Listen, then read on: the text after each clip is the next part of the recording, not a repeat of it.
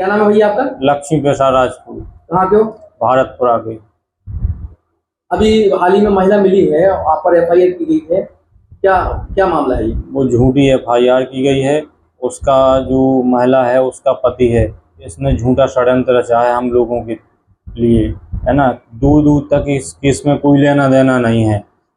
हम लोग छतरपुर तक नहीं आए हैं 10-15 दिन से।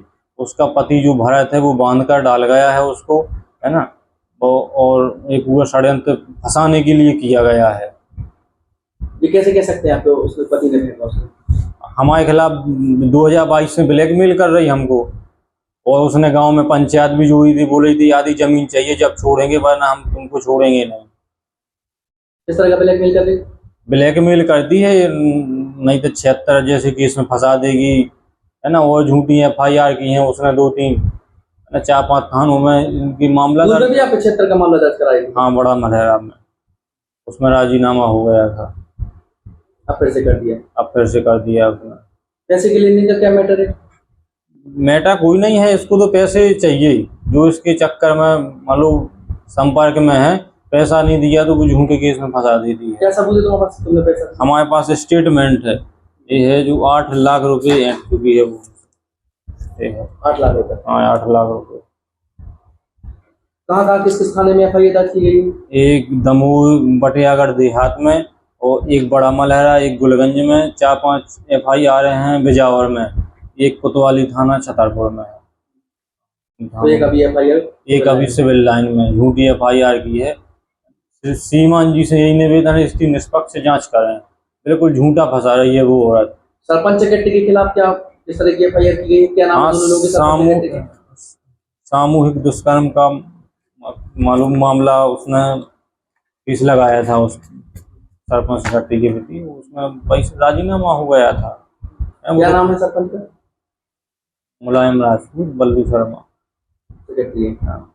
माधवा अपना जो गुलगंज में जो एफआईआर हुई थी, वो किसके नाम एफआईआर हुई थी?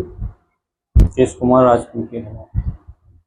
आपकी पत्नी ने भी एफआईआर की है? हाँ, उनकी पति की और पत्नी की? हाँ, वो उसने मारपीट की थी जिसने महिला ने, और उसके पति भारत राजपूत ने। मेरी पत्नी ने बिजावर थाने में एफआईआर दर्ज कराई थी। और बिजावर में कितनी हुई एफआईआर? बिजावर में 4-5 एफआईआर हुई। अलग अलग लोगों के खिलाफ एफआईआर? अलग अलग लोगों के खिलाफ एफआईआर दर्ज। जब ये नाबालिग थे 17 साल की, जब भी एक एफआईआर की है? हाँ, एक सामूहिक दुष्कर्म की एफआईआर की है उसने। एक बाबू सिंह लोधी है, सुरेंद्र विश्वकर्मा, दो लोगों के खिलाफ की है उसने। इसमें क्या हुआ? उसमें भी कोर्ट द्वारा बरी हो गए। झूठे केस में फंसाती है पैसा ऐंठने के लिए। क्या चाहते हैं आप? जांच चाहते हैं इसकी, श्रीमान से निवेदन है। जिस दौरान ये घटनाक्रम हुआ आप कहाँ थे उस समय? हम अपने गांव में थे, भारतपुरा में। क्या सबूत है आपको? हमारे पास मोबाइल की जांच करवा ली जाए, वहाँ पर मतलब जहाँ पर हम बैठे रहे, है ना, जिनके संपर्क में आया उनसे मतलब पूछ लीजिए, जांच करवाई, या श्रीमान जी से यही निवेदन। आपने शादी तो की थी और ब्लैकमेल कर रही थी वो औरत, है ना। पहले पति से डिवोर्स दिया था कि नहीं उन्होंने? नहीं दिया। ब्लैकमेल कर रही थी, इसलिए इस काम पे उसके साथ में लगवाया था। आपके क्या उनसे शारीरिक संबंध रहे हैं क्या? पहले रहे हैं शारीरिक संबंध, अब 6-7 महीने से कोई संबंध नहीं है उससे। मैं बाहर भाग गया था, उसके बाद जैसे ही बाहर से आया तो उसने ये सब, उसके पति ने मिलकर सब चालें चलना चालू हुई। आपके कितने बच्चे हैं? आपकी पत्नी के? 2 बच्चे हैं। और उनके? उसके 3 बच्चे हैं। आज कहाँ कहाँ आपने आवेदन दिए? एसपी कार्यालय आवेदन दिया है, श्रीमान जी से निवेदन भी किया है मैंने कि इसकी निष्पक्ष जांच की जाए। इस केस में दूर दूर तक कोई लेना देना। अभी कितने लोगों पे एफआईआर हुई आप लोगों को? 5-6 लोगों पर एफआईआर दर्ज की कार्रवाई है उसमें, बिल्कुल झूठी, है ना। नहीं, अभी जो सिविल लाइन हुई उसमें कितने लोगों पे एफआईआर? मेरे खिलाफ हुई, और 2 लोग दोस्त हैं उनके खिलाफ, बल्कि कोई लेना देना नहीं है, बिल्कुल झूठी एफआईआर दर्ज की है। उसके पति का षड्यंत्र? उसके पति का षड्यंत्र है, वही उसको कसकर डाल के गया है। उनके पति को, जो महिला है, उनके पति को मालूम था क्या कि आप लोगों की शादी हुई?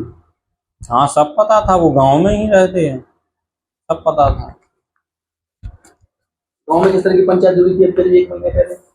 गांव में उसने पंचायत जोड़ी थी कि आधी जमीन चाहिए आपसे, उसने स्टाम्प पे पहले लिखवाया, है ना। शादी एक्चुअली उसका पति भरत राजपूत है, हम नहीं है, है ना। फिर वो मानती है, वो जमीन हड़पने के लिए वो पंचायत जुड़वाई थी, है ना। कई केसों में राजीनामा भी हुए हैं कई लोगों से। हाँ, राजीनामा पैसे ऐसे देकर राजीनामा करवा लेती है। आपकी बड़ा मुलायम कब से शिकायत की?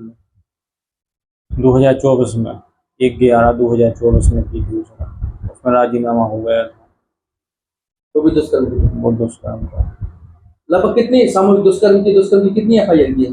4-5 FIR दर्ज इसी महिला के द्वारा? इसी महिला झूठे केस में फंसाती है वो तो। जी, जो एक महिला रेलवे क्रॉसिंग घराड़ी के आगे जो सड़क के पास मिली थी, जिस पर हाँ, जिसके हाथ पैर बंधे थे और जिसे अस्पताल के लिए जिला अस्पताल में इलाज के लिए लेके जाया गया, जहाँ उसका इलाज कराया गया। इलाज के बाद महिला सब इंस्पेक्टर द्वारा उसके कथन लिए गए, जिसमें उसने अपने साथ गलत काम होना बताया था। जिस पर से अपराध पंजीबद्ध किया गया है और जिसमें उसने 3 लोगों का बताया है। एक अपने जो साथ में रहती थी पति बता रही है लक्ष्मी, और उसके साथ जो लोग अन्य लोगों के खिलाफ भी अपराध पंजीबद्ध किया गया है और विवेचना की जा रही है। आरोपी नहीं, अभी आरोपी की तलाश की जा रही है, अभी उसमें विवेचना की जा रही है। क्या सर, एक सामूहिक तथ्य बलात्कार हुआ था? जी, जैसा उसने बताया है कि 3 लोगों द्वारा किया गया है और उस तथ्यों की गहनता से विवेचना कौन भी कौन की जा सी रही है। धाराएं हैं? अभी 70 BNS की जो लगी हुई है। सर, पूर्व में भी इस महिला के द्वारा सामूहिक दुष्कर्म तमाम जैसी घटनाओं पे अ, आरोप पंजीबद्ध अलग अलग थानों में करे गए। पूर्व में भी ऐसी बात सामने आई है कि पूर्व में भी इसने इस तरह के अपराध पंजीबद्ध कराए हैं और उसमें भी कार्रवाई की गई है। लगभग कितने थानों में उसके?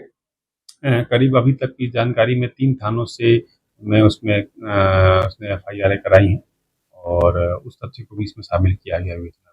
अब अपने सपनों की पढ़ाई कीजिए अपने ही शहर के पास। सागर शहर से मात्र 12 मिनट की दूरी पर स्थित है ज्ञानवीर विश्वविद्यालय, जहां आपको मिले सुविधाजनक बस सेवा, आधुनिक कैंपस इंफ्रास्ट्रक्चर, अनुभवी शिक्षकगण और एक उज्जवल करियर की गारंटी। यहाँ उपलब्ध है प्रमुख पाठ्यक्रम जैसे management, pharmacy, agriculture, engineering, law, fine arts, hotel management, संगीत और नृत्य, पत्रकारिता और जनसंचार, परफॉर्मिंग आर्ट्स, जनरल कोर्सेज, शारीरिक शिक्षा, योग, PhD सभी विषयों में। नए सत्र के लिए प्रवेश प्रारंभ हो चुके हैं।